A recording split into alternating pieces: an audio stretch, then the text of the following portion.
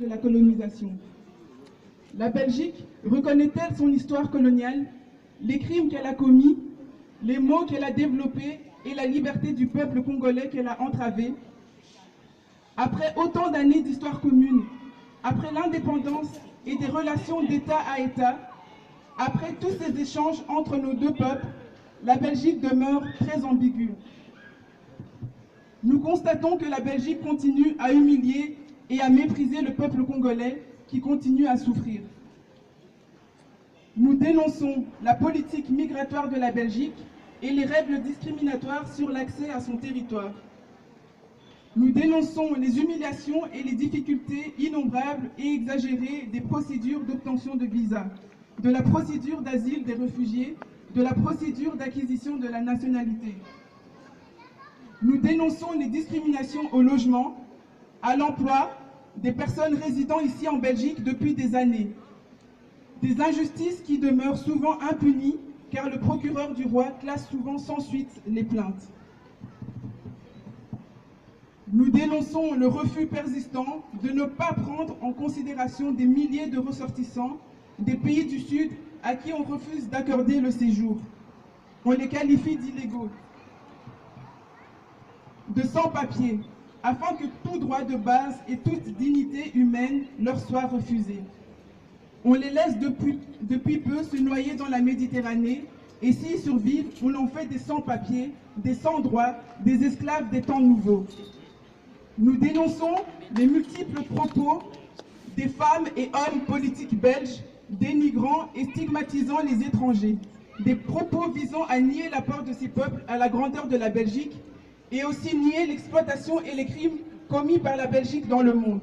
C'est de la propagande, le racisme d'État, racisme institutionnalisé, caché et toléré. Nous dénonçons l'absence dans les cours d'histoire enseignés aux élèves belges de la reconnaissance de l'apport important du Congo colonisé à la Belgique et des injustices et des crimes commis lors de la colonisation.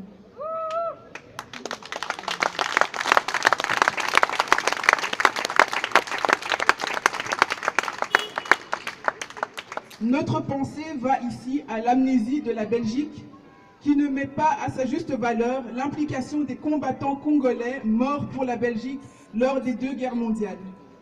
Nous dénonçons les diverses oppositions des autorités communales d'Ixelles à la place Lumumba comme pour étouffer des vérités qui leur sont désagréables. Nous dénonçons les propos tenus récemment sur Matongé et les propos visant à faire disparaître petit à petit ce lien avec l'ancienne colonie, son immigration et son histoire. Nous dénonçons le silence sur la réalité politique au Congo, les collaborations avec les dictatures, le silence sur les massacres des populations, sur les pillages actuels des richesses, etc. On ne peut pas citer ici le cas de l'exploitation du coltan.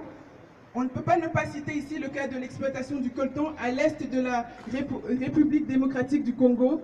Cette matière stratégique obtenue dans le sang pour être utilisée dans nos GSM et nos smartphones. Le Congo ne sera jamais indépendant tant qu'il ne saura pas être maître de ses richesses naturelles.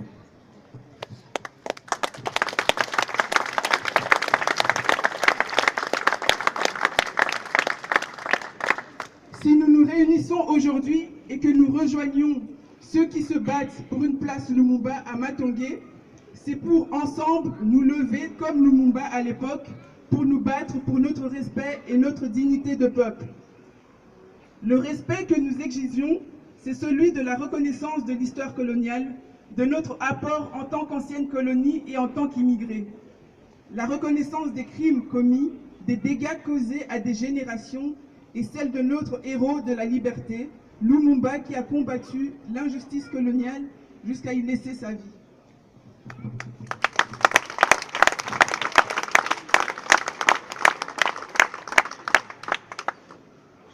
Nous allons rester vigilants sur l'avenir de Matongé et de la place Lumumba.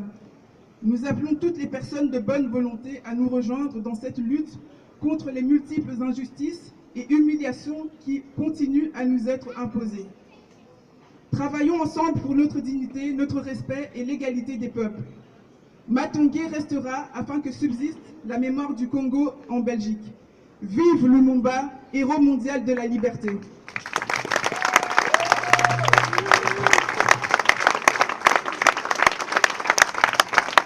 Merci Benjamin. Nous disons en politique qu'il y a eu la génération des aînés, vous les voyez devant vous, qui ont été dans la concertation.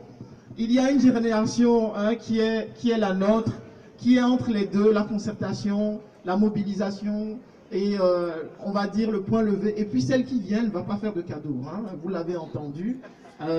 Et on leur dit, et parfois ils pensent que malheureusement certains politiques attendent que les faits arrivent avant qu'ils ne commencent à réagir. Et donc nous continuerons à les avertir pour leur dire que nous voulons que l'identité de nos enfants, notre identité soit respectée. Voulez-vous que vos enfants grandissent et que leur identité soit niée?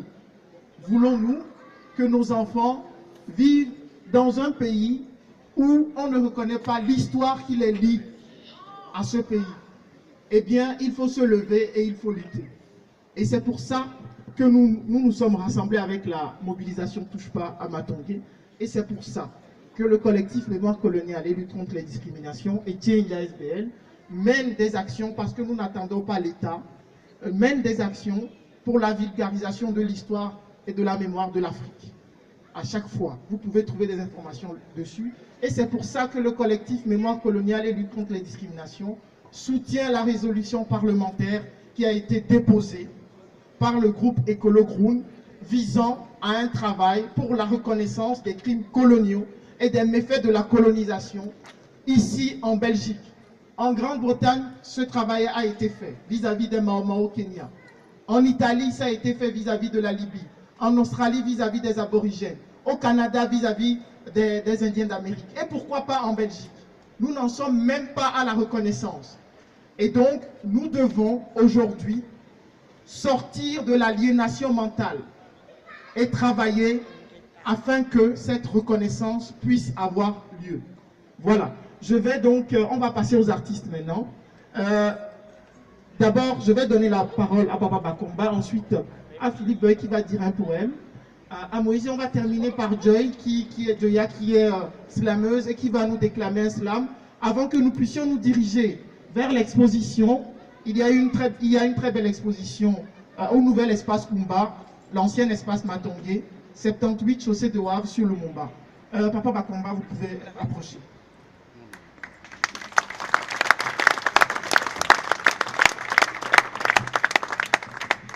Bonsoir tout le monde. Je suis de la génération de l'indépendance.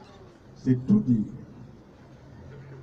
Et je m'interrogeais sur le Congo, qui pour moi apparaît comme une équation complexe et difficile à résoudre. Et une comédienne qui est peut-être ici dans la foule m'a dit exactement ce qu'était devenu le Congo.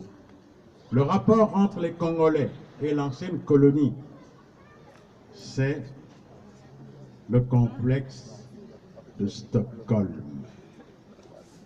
Les Congolais sont tombés amoureux de leurs bourreaux